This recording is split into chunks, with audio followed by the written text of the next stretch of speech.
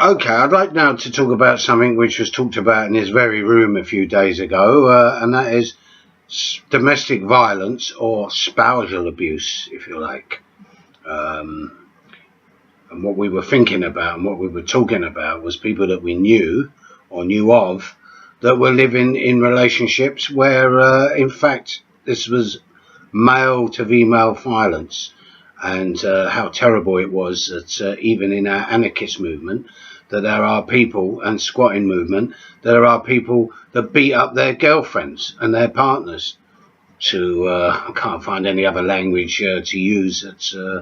And that's basically what it is.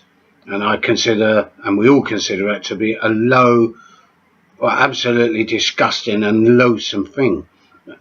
And we talked about it, but didn't arrive at any conclusions apart from the fact that we talked a lot about the manipulation and everything that's involved in such things, and also that domestic violence and spousal abuse, it's everywhere. It takes place in all classes.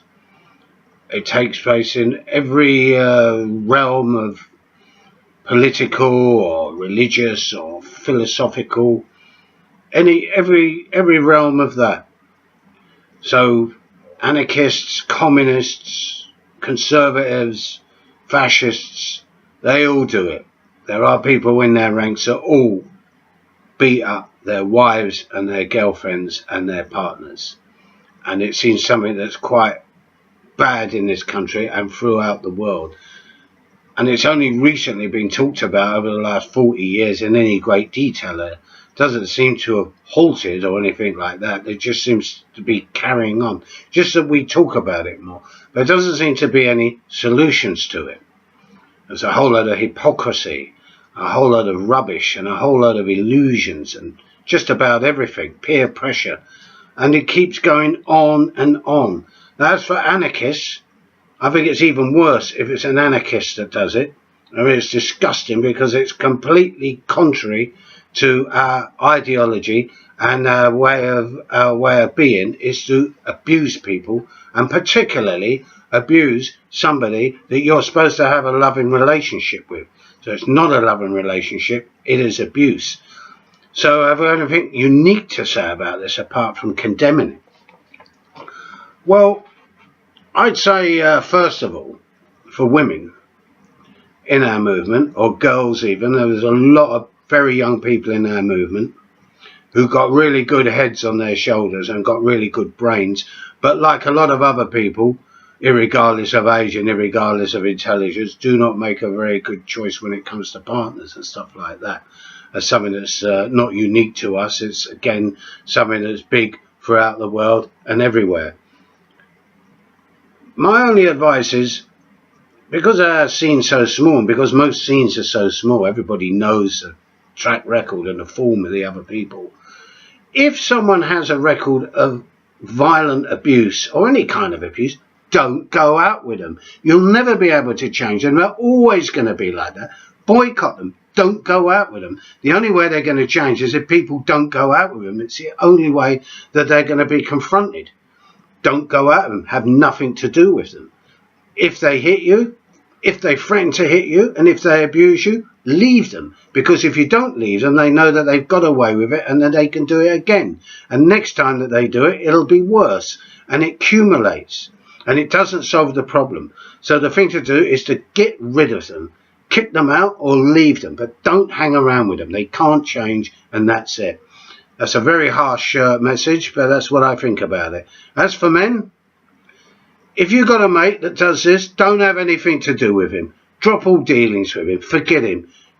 And if there is a peer group and they want to accept him rather than lose him, then they're just as bad as him. So leave the peer group. Find some other friends, because these friends are worthless. They're nothing. You're better off without them. You're better off finding new friends and getting into a new environment. Because if they're going to back up people that abuse women, then you don't want to be with them. And so therefore, I would say that to any group that's got someone like that in their group, get rid of them. Throw them out. What happens to them is not your affair, because they are no longer with you. It is your affair if you keep them on. They'll never change. They'll be the same. and they are extremely manipulative, and they'll manipulate you just as much as they manipulate the victim. What else can I say? Oh yeah, just one other practical thing as well. I mean, you can't do this with everyone, but if you've got a really good friend and she is being abused by her partner and wants to get away, then you should help her. Find her somewhere to doss down and so on.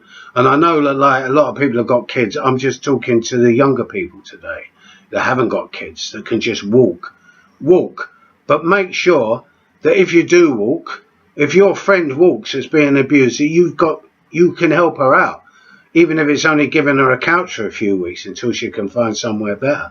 Or to live with people, you know, that are her friends and so on, where she will feel safe and so on. And if he or it turns up, will be turned away from the door. And that's it. So that's all I've got to say, really. I could sit here for hours ranting and raving about it, but I have 3 things to say that I've said, which I will recapitulate. Don't go out with them if you're female. If you're male, don't have them as a mate. And if it's happening to a friend of yours, then help them out. Give them somewhere to stay. Give them some support, because we all need support. It's good for the morale. And you can't just leave somebody just like that to cope by themselves, because it is virtually impossible to cope by yourself in such circumstances. So that's all I have to say about that.